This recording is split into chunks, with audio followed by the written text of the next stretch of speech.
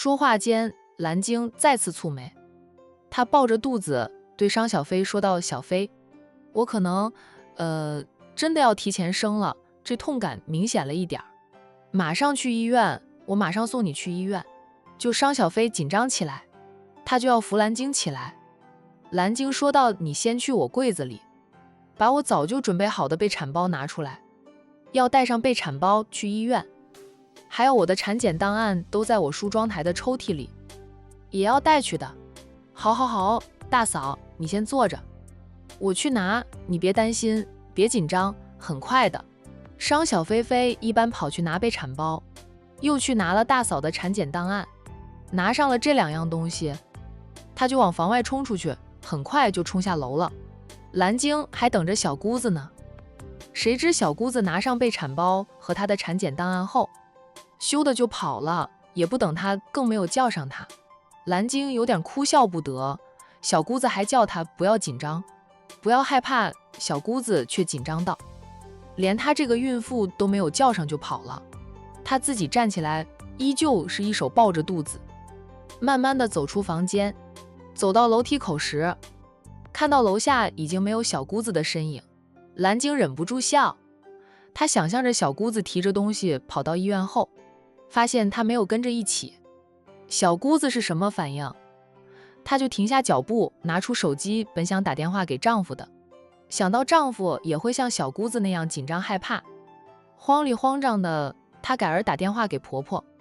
婆婆见惯了大风大浪，又是过来人，稳重点。商太太很快接听了儿媳妇的电话：“妈，你在哪里？哎，快回来了吗？我和你爸在回家的路上了，怎么了？妈，我肚子有点痛，不知道是不是要生了。”闻言，商太太立即说道：“你别慌，妈马上就到。你吃东西了吗？”“先吃点东西，第一胎没那么快生的，要痛一阵子，有些人还要痛上1、2天才会生。先吃东西，吃饱了才有力气生娃的。你别慌哈，我马上回去。你别自己开车去医院哦，不安全了。小飞还在家里吧？跟小飞说，让小飞先帮你准备好东西，妈到家了就送你去医院。无痕那里等去了医院再跟他说，让他直接去医院了，免得他回来慌里慌张的，反而容易出差错。我还没有告诉无痕，小飞。”蓝鲸忍不住笑道：“我跟小飞说了，让他帮我拿上备产包，结果他拿着备产包就跑了，自己跑了。”商太太那丫头，她也忍俊不住笑了起来：“阿晶，我看到小飞的车子了，我拦他的车子先。你别急，我们很快就到家的了。妈，你先叫住小飞吧，我吃点东西吧，也不是很痛，就是有了痛感而已。”蓝鲸还能忍受。结束通话后呢，他慢慢的下楼，管家听到动静走出来，快步上楼去挽扶他，时不时就提醒他小心点，生怕他一脚踩空了。却说商小飞按大嫂的纷纷，拿上了备产包以及产检档案后，就冲下了楼，对居然说道：“我大嫂可能要生了。”他说肚子痛，我们马上去医院。居然看到他羞，一下跑出去，很自然的也跟着他跑，然后居然去开车，不让商小飞开，说他肯定会紧张兮兮的，开车不安全。2个人就这样带着蓝鲸准备好的备产包出门，直到被商太太拦下了。妈，商小飞按下车窗，对拦下他车子的父母说道：“我大嫂可能要生了。大嫂说她肚子有点痛，我们快点送大嫂去医院。”商太太问他：“你送谁去医院？”“我大嫂呀，我大嫂要生了。”商父问女儿：“你大嫂呢？”商小飞一扭头，没看到大嫂在车后座，只有备产包爸站着一个车座。他愣住，反应过来，他一拍大腿，对君然说道：“君然，赶紧掉头，我大嫂还在家里。”商太太忍不住又笑了起来，没想到啊，这种剧情没有发生在儿子身上，却发生在女儿身上。商小飞的脸都红了，他不好意思地说道：“大嫂叫我拿上东西去医院，我不就拿上了东西就跑，以为大嫂早就走了。”居然边笑着边调转车头，笑道：小飞，你想笑死我吗？笑死我了。我也是被你叫一声，就赶紧跟着你出门，都没有想到了正主。调转了车头后，居然停下车，就等着商太太夫妻俩上了车，再一起回去。还好他们并没有跑出多远，要是跑到了医院，才发现蓝鲸不在车上，估计会被吓死。10分钟后啊，大嫂，大嫂！商小飞边进屋边叫喊着。蓝鲸还在餐厅里慢悠悠地吃着早餐，听到商小飞的叫喊声，他笑着回应：我在这里。很快，商小飞像阵风刮了进来，蓝鲸看到他就笑：大嫂也不叫我一声。商小飞红着脸抱怨，蓝鲸边笑边说道：你动作那么快，我都来不及叫你，你咻一下就跑出房间，跑下楼去，我哪里叫得住你？我想着把你大哥叫回来，他紧张兮兮的，那可能就会出差错，没想到出错的人是你。商小飞的脸更红了。大嫂的肚子还痛吗？看到大嫂还在悠闲地吃着早餐，那商小飞以为大嫂的肚子不痛了。痛是痛，有时候痛得不明显，有时候痛感就很明显，估计是要生了，就是不知道要痛上几天才能卸货。那妈说要吃饱才有力气生娃，我就先吃早餐了。笑了一回，蓝鲸现在一点都不紧张了。商太太问了一番后说道：估计是要生的了，吃饱了坐一坐再去医院，还没有大痛，没那么快生，不用紧张兮兮的，先检查一下。要带的东西都带齐了没有？我和宝宝要用的东西都备齐的了，奶瓶、奶粉也都准备好，什么都备好，就等着我这个孕妇进医院生娃。说着，蓝鲸又看着小姑子笑。小姑子这样紧张，说明小姑子是很在乎她这个长嫂，姑嫂俩这感情也是很好。蓝鲸从嫁入商家后，视小姑子如亲妹妹。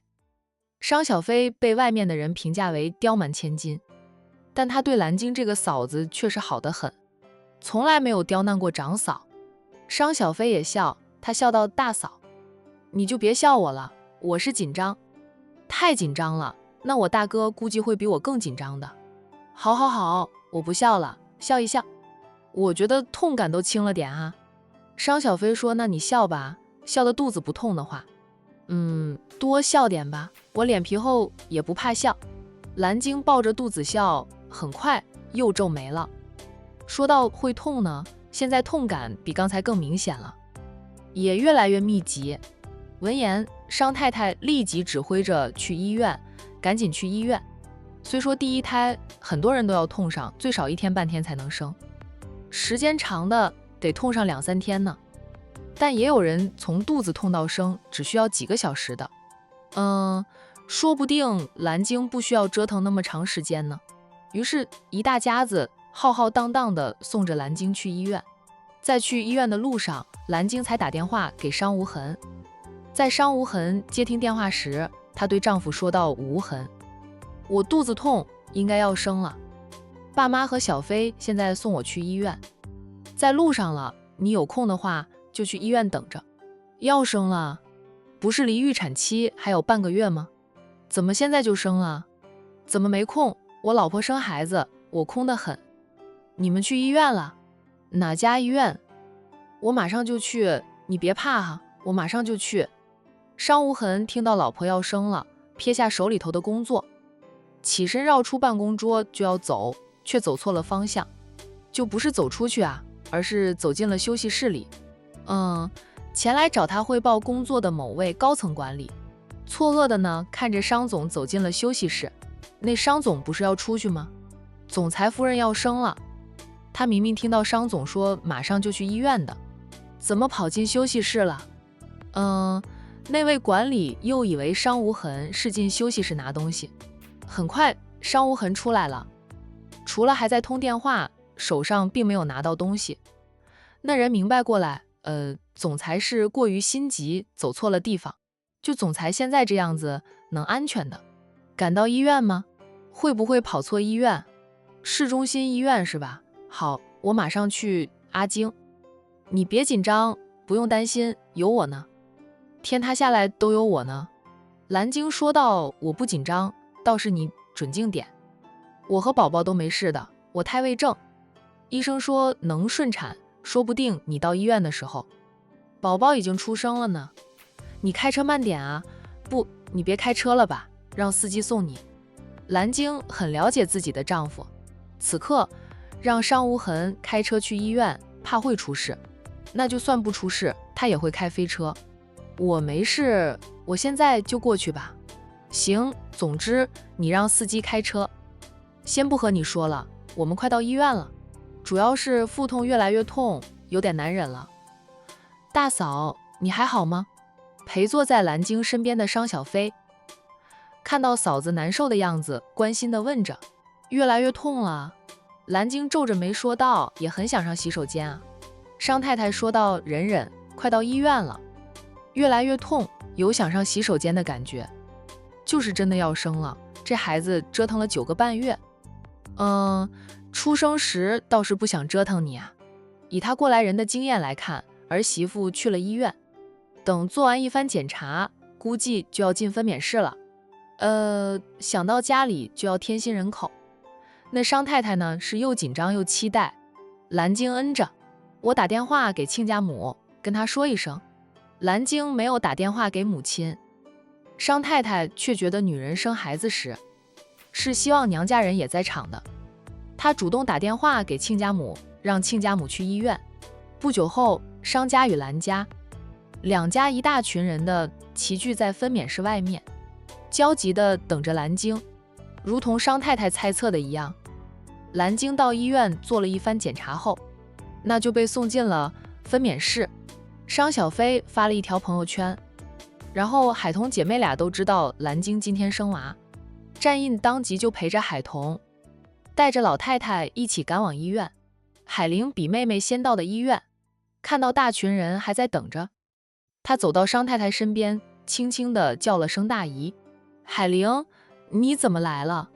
我看到小飞发的圈，知道表嫂要生了，就来看看怎么样了。进去多久了？商太太说道，感觉进去了很长时间，但看时间呢，又不足1个小时。心急如焚，度秒如年，那说的就是他们现在的心态了。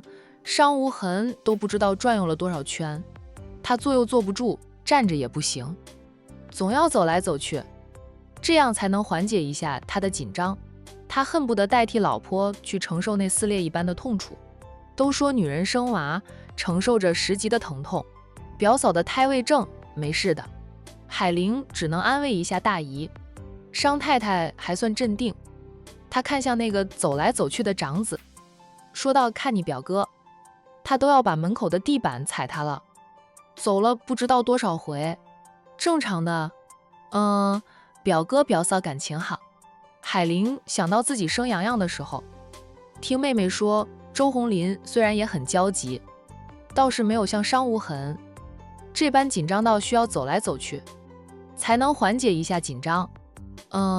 孩子出生后呢，先抱了孩子出去，他是后面才被推出去的。结果出去后，只有妹妹在等着他，周家人就全都去看新生儿了。女人生孩子呀，在乎他们的，心疼他们的还是娘家人。妹妹看到她出产房时的样子，心疼的当时就掉泪。她被推进产后休息室时，看到周家人全都围在洋洋的小婴儿床旁边，看到她被护士推回来，他们也没有过来挽扶她躺到床上去，都是妹妹扶她的。其实那个时候她就该看出来，周红林不值得她托付终身的呀。还好离了。现在周红林也不会再来打扰她的生活，连周家人也不来了。他们想见洋洋的时候，周红林会先给他打电话，征得他同意了，直接去幼儿园接的洋洋。周日晚上又给他送回来，尽量不与他碰面。这样子啊，挺好的。他也终于可以耳根清净，不用老是面对钱婆家人，特别是钱大姑姐，就海玲是最讨厌的，最不想看到周红英的。周红林要是早一点管好，他的母亲和姐姐的嘴巴，说不定呢，他们也不会走到今天这种地步。说到底，还是两个人缘分浅，只有几年的夫妻缘分。那如今呢，共同抚养洋洋，各过各的日子。分娩室的门开了，哎，等在门口的人就全都围了过去。一名护士抱着一个孩子，笑问着商无痕是蓝鲸的家属吗？我是她丈夫。护士，我老婆生了。我老婆怎么样了？我能进去看看她吗？她什么时候能出来啊？商无痕连声问道，句句都不理他的老婆。海玲被两家的长辈挤到后面去，看到商无痕那样关心在乎蓝鲸，她在心里感叹着蓝鲸嫁给他表哥，是嫁对人了。护士笑着回答商无痕，你老婆状态很好，她给你生了个儿子，母子平安，宝宝6斤6两，你老婆一会儿就能出来了，宝宝先出来。听到母子平安，商无痕才放下心来。那大家听到蓝鲸母子平安，脸上都有了笑意。对于刚来到这个世上的新生命，大家才有心情去看看小家伙。商无痕从护士怀里接抱过了儿子，看了2眼后，就将儿子交给了岳母，对岳母说道：妈，你先抱宝宝回房里，我在这里等着阿晶。兰母接抱过外孙，喜笑颜开的，觉得小外孙很像女儿，他就说道：我也在这里等阿庆吧。商家的孙子出来了，他的女儿还在里面呢。兰母将外孙交给了商太太夫妻俩，让商家人抱着孩子回房里等着蓝鲸。孩子出来后，守在分娩室门口的人呼啦啦的少了一半。不过商太太和海玲很快又从产后康复室出来，回到了分娩室门口等着蓝鲸出来。商小飞父女俩还有君然3个人在房里守着小宝宝。战印带着海童赶到了。大姨姐，海童问道：表嫂生了吗？海童，你怎么也来了？你怀着身孕，又在蜜月中，你表嫂生了个儿子，6斤6两重，母子平安。商太太轻责着外甥女，随即又笑着告诉海童结果，添了个孙子。商太太心情特别好。商太太还说：战印，你怎么还带着老太太过来？老太太年纪那么大了，这样跑来跑去的多折腾人呀。老太太笑道：我身体好得很，没事，我就是想过来看看。是男娃娃呀，恭喜恭喜。他老人家是想早点知道商家添的是孙子还是孙女儿。其实看蓝鲸的肚子，就老太太都猜到蓝鲸生的是儿子了。我也没事，表嫂生了，我总要过来看看的呀。哇，大姨表哥恭喜你们啊。海童笑着道喜。战印也向商无痕说了声恭喜。商无痕只是笑了笑，视线还是盯着分娩室。商太太对战印说道：你表哥担心阿晶，都不想说话，你们不要跟他计较太多。大姨，我能理解的。战印表示理解。商无痕是出了名的宠妻，夫妻俩结婚多年才决定要的孩子。蓝鲸怀孕后又一直孕吐，商无痕心疼妻子，差点连孩子都不要，如今总算盼到孩子出生。那商无痕开心的同时，也更心疼爱妻。好在呢，蓝鲸没有让丈夫等太久，被医生护士推了出来。老婆，商无痕第一个扑过去，蓝鲸头发凌乱，嘴唇都咬破了。好在呢，她的精神状态挺好的，看到大家都在等着她，她对丈夫说道：无痕，是个儿子，他们说宝宝挺像我的。兰母说道：儿子就是随母才好，宝宝很好。商无痕俯下身，在爱妻的额头上亲了亲，心疼的道：老婆，辛苦你了，以后我们都不再生了，一个孩子就够。那蓝鲸的娘家人是盼着她能生个儿子的。商家家大业大，商无痕又说了只生一胎。蓝鲸是长媳妇，蓝家人觉得她生了长孙，为她婆家生有接班人，那么蓝鲸在商家的地位就稳如泰山了。现在经历了生产后，蓝晶也庆幸自己生的是儿子，这样她的宝宝长大成人后不用像她这样承受着生育之痛。蓝晶硬着好不生了，她也不想生了，太痛了。哇，没有经历过，都想象不到那种痛。回到产后康复室，蓝晶躺在床上休息，看着大家围着宝宝在看。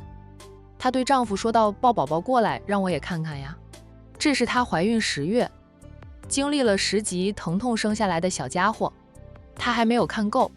在分娩室里，宝宝出生后，收拾干净了，护士抱着宝宝让她看过，还让她亲了宝宝一下，才抱着宝宝出去的。伤无痕立即弯腰从婴儿床上抱起小宝宝，只是刚出生的小宝宝，小小的，软软的，抱在手里感觉没什么分量。伤无痕呢，抱得特别的小心。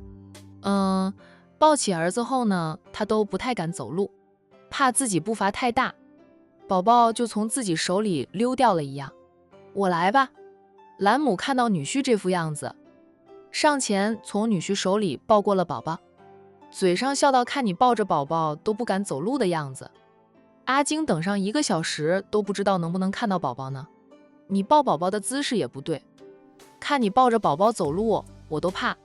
商太太笑道：新手爸爸是这样的，时间长点了他就适应了，到时候抱娃手势比很多女的都要娴熟呢。无痕的爸当初就是这样。战印看着这一幕，也听到过来人说的话。他在心里想着，有空的时候呢，他要厚着脸皮跑到商家，抱一抱这个小家伙，练习一下抱姿。等到海童生娃的时候，他不至于像伤无痕这般，连抱个孩子都抱不好。现在战印也想抱抱孩子的，但看到伤无痕出糗，他又不敢去抱，免得自己也跟着出糗。他是带过娃，但带的是洋洋这种会走路会说话的娃娃，不是刚出生的呀。小宝宝小小个的，身子又软绵绵，他不敢抱呀。蓝晶要坐起来，伤无痕连忙上前去挽扶他。哎，你躺着就能看呢，不用坐起来。伤无痕知道女人坐月子要多躺，少坐免得以后落得个腰痛的毛病。听说月子里落下的毛病一辈子都要跟随，很是折磨人的，他就绝对不能让爱妻落下月子毛病。哎，没事，现在我感觉好了很多。蓝晶坐好后，伸长了双手要抱儿子，就兰姆将小外孙递给女儿，说到喝了15毫升的奶粉呢，是个能吃的，看他睡得多香呀。阿晶，宝宝是真的很像你，就嘴巴不像。蓝晶是樱桃小嘴。蓝晶抱着儿子连亲了好几下，笑着我生的，当然像我，嘴巴像无痕的。她看了丈夫2眼，宝宝是咱俩的，像我也像你，当然更像我多一点。伤无痕宠溺的倒像你更好看些，我没你长得好看。大家都笑。那不管是蓝晶还是伤无痕，颜值都很高。宝宝现在还小，看不出来，稍大一点就能看出来了，绝对是个俊俏的小娃。蓝晶产后需要休息，大家在医院里待了半天后便离开了。伤无痕和岳母留在医院里照顾着蓝晶和小宝宝啊。从医院里出来，海童夫妻俩跟着去了商家。商家添丁，喜气洋洋。那海童姐妹俩都买了很多营养品送到商家。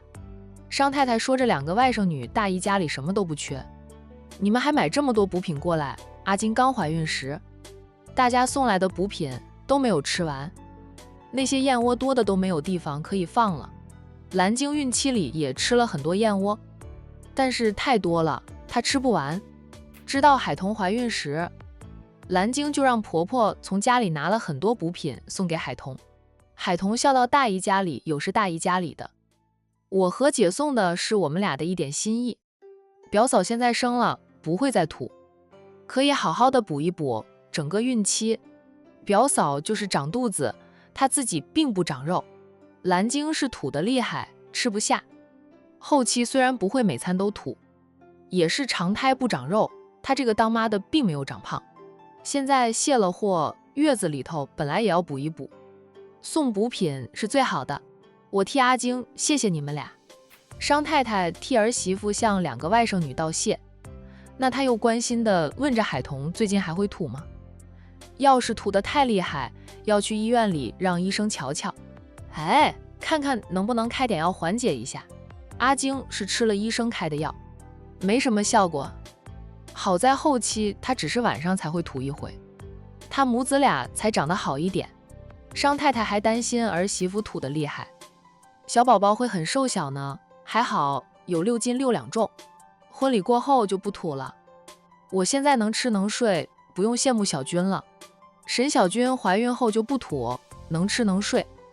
要不是小腹开始微隆，都看不出沈小军是个孕妇。现在沈小军怀孕的事，苏家也不瞒着了，就已经坐稳胎。海童的虽没有明着说，在婚礼上她不能喝酒，大家就猜到了她怀孕了，才不会喝酒，也早早就回房休息。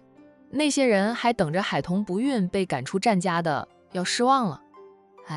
人家海童不是不能生，以前一直没有怀孕，说不定真如战少说的那样，想过2人世界呢。那就好，半个月没有看到你，现在看你脸色是红润了很多，比婚礼前要好看很多。商太太打量着海童的气色后，放下心来，又对战印说道：战印，彤彤就完全交给你照顾了，尽量让她心情保持愉快。虽说彤彤现在能吃能睡，但也不能让她吃得太过，免得胎儿过大反而不利生产啊。要多花点时间陪陪她，带她出去散散心，走动走动，她想干点力所能及的事情就让她干，多点走动，以后也容易生。阿晶孕期间就天天都走动的，在后院里种了不少蔬菜瓜果呢。战印温沉的道：大姨，你放心，我会照顾好彤彤的，向来她想做什么我都支持她的。她在恶补着孕期知识，也知道孕妇要适当的走动走动，不能一味的卧床休息或者坐着不动。大姨是很放心的。商太太对这个外甥女婿非常满意，视线瞄到海玲的时候，商太太暗叹一口气。小外甥女是个幸运儿，遇到了战印，婚后生活美满幸福。战印又是个宠妻狂魔，这个大外甥女却让商太太心疼不已。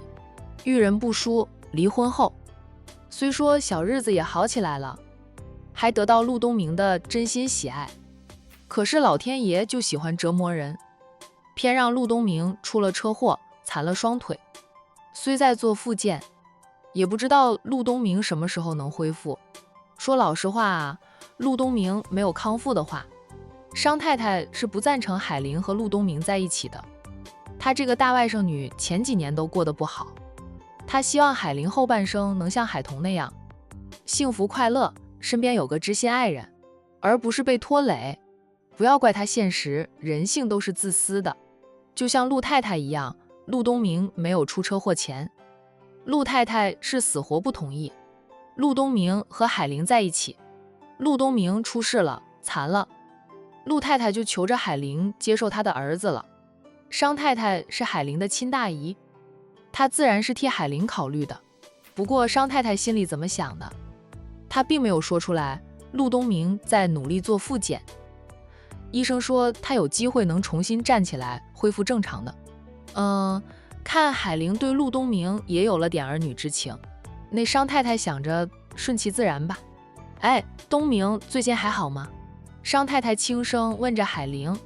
海玲笑了笑，说道：他挺好的，每天上午都会做复健，下午就回公司办公，晚上有时候有推不掉的应酬。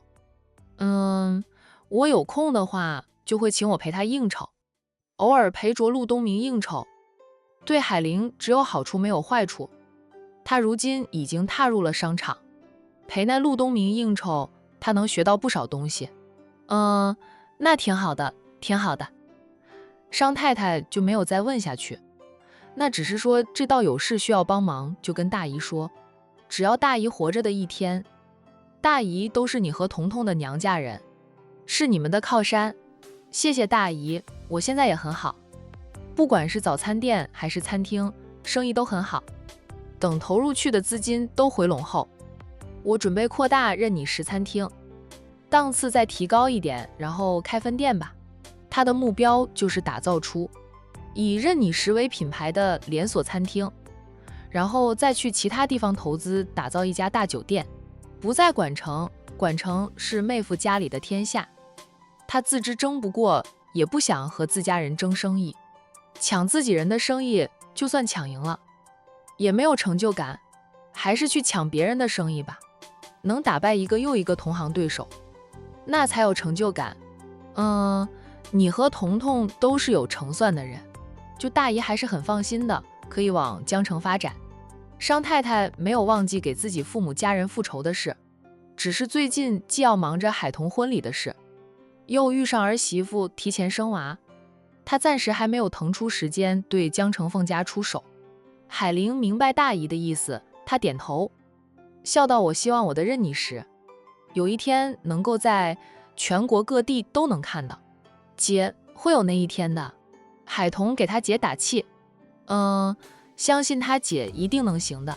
那商太太也笑，说道：凤家的女儿都是厉害的呀，特别是长女，如果没有几十年前激进的灭门之灾，海玲就是她妹妹的长女。凤家嫡系一脉的长女都是特别厉害。若是只有一个女儿，就那个女儿也不会差到哪里去啊。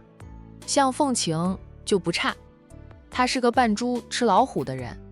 到现在凤家很多人都还被凤晴的表面软弱骗到了，可能看透凤晴路数的人只有凤家主这个亲妈吧。海彤欲言又止，最终还是什么都没有说。姐姐有那个能力，就是上位的过程可能会很激烈，毕竟牵涉到2代人的仇怨。现任的凤家主也是太心狠，带大自己的亲姐姐，他都能灭了亲姐姐的一家，连2个外甥女都不放过。也是他母亲和大姨命大，没有被害死，虽说进了孤儿院，日子也不好过，好歹活着。也就是他的母亲后来被人收养，遭遇了太多的变故，嫁给他爸后，母亲的生活是稳定的，也是幸福的。在海彤的记忆中，父母感情稳定，恩恩爱爱的。爷爷奶奶嫌弃母亲连生2个女儿，以前计划生育管得严，父母是不能再生3胎的。他们没有嫌弃过2个女儿，也不像别人那样躲躲藏藏也要超生个儿子。父母的爱都给了海彤姐妹俩，若没有那起车祸，海彤相信父母能够恩爱到白头。她和姐姐儿时也不用吃那么多的苦，早早尝尽人情冷暖啊。一切的源头都是她那个姨婆造成的。时间也不早了，彤彤，你回去休息，你现在也是双身人。商太太就劝着海彤先回去休息。我不累，我要在大姨这里吃饭，大姨可不能赶我走。商太太笑道：你想留下来吃饭，就吃了饭再回家吧。大姨现在得去帮你表嫂准备月子餐了，一会儿送去医院给她吃，得好好补一补。商太太说着就起身走开，忙着给儿媳妇准备好吃的好喝的。商小飞就跟着去帮忙。海彤知道大家不会让她插手的，她识趣不去添乱，便对姐姐说道：姐，你陪我到外面去走一走。好。海彤刚才欲言又止的样子，商太太没有留意到，海玲是看到了的，猜到妹妹是想和她聊聊江城凤家的事。姐妹俩出去后，厅里就只有商父、战印以及君然了。那至于跟着战印夫妻俩去医院的老太太，并没有跟着来商家。战印安排人送老太太回山庄的，至于老太太半路上会不会去别人家里，战印不知道，也管不着。奶奶是个无法安安分分的待在家里的老人家。3个大男人只能喝喝茶了，聊聊生意上的事情。海玲姐妹俩出了主屋，海玲要扶妹妹下台阶，海彤笑道：姐，我都还不足3个月呢，身子都还没有什么变化，除了前段时间孕吐过，让我知道自己确实是怀孕了。现在吃好喝好，不需要你扶着我下台阶的。海玲也笑，你怀这一胎不容易，小心一点是好，特别是头3个月。以前姐刚怀着洋洋的时候，你不也是这样照顾姐姐的？时间过得真快啊！姐怀上洋洋仿佛还是昨天的事，转眼间洋洋都3岁多了。是啊，时间过得快。以前你还是个小哭猫，现在都要当妈了，你长大了，姐也老了。海玲的感叹让海童不依了。姐哪里老了，姐才30出头。现在的人普遍长寿，以后估计得60几岁才能退休。姐的岁数正年轻着呢。她亲热地挽着姐姐的手臂，头还靠在姐姐的肩上。我不许姐说你老了，姐就比我大5岁。姐要是老了，我也在老的路上了。呵呵，咱们姐妹俩年轻着呢。是，我们还年轻着呢。咱们还有很多事情都还没有干。年轻着，年轻才有体力干活。姐，你别累着了。你还说姐呢，姐在累。姐肚里没有揣个娃儿。你是双身人，你才不能累着。蜜月后，就算你上班，也别干重活哈，要是不舒服，马上休息，不能硬撑着。我的外甥才是重中之重。知道了，我的身体我知道，我不会硬撑的，当然以宝宝为重。姐，大姨的意思是，夺回凤家家主之位后，让你接管凤氏家族，你是怎么想的？海玲说到咱们的妈不在了，我们对凤家的事一点儿也不知情，就算妈活着，估计也不记得。知道凤家的事，还是你和大嫂告诉我的。我们对凤家会有怨恨不及大姨那般重，因为我们没有经历那种纷争仇怨。不过大姨要替外公外婆他们讨公道，我们肯定是站在大姨这一边的。大姨的意思呀，我也明白。小飞明说了，就算复仇成功，他也不会接管凤氏家族。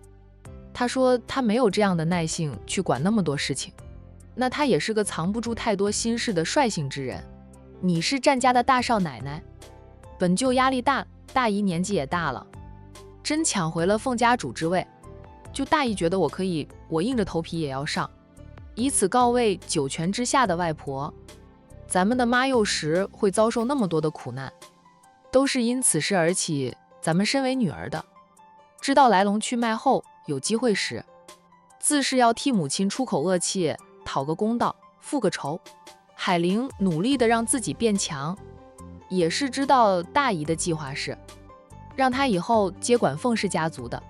其实海玲顿了顿后说道，我觉得凤琴挺好的，她虽说是凤家主的亲生女儿，但是打小就被调换，成长的环境也不好，养成了她坚强的性格。那她也不是是非不分的人，在亲情与良心之间，她是选择了良心的。可能也是她与凤家的人没什么感情吧，她少了那些纠结，能够干脆利落地做出选择。真到了那一天，看看情况吧。若是可以，我觉得还是由凤晴管着凤氏家族。我们就算是外婆这一脉的，过去了几十年，不仅人心早变了，就连那一批忠于外婆的人也都走光了。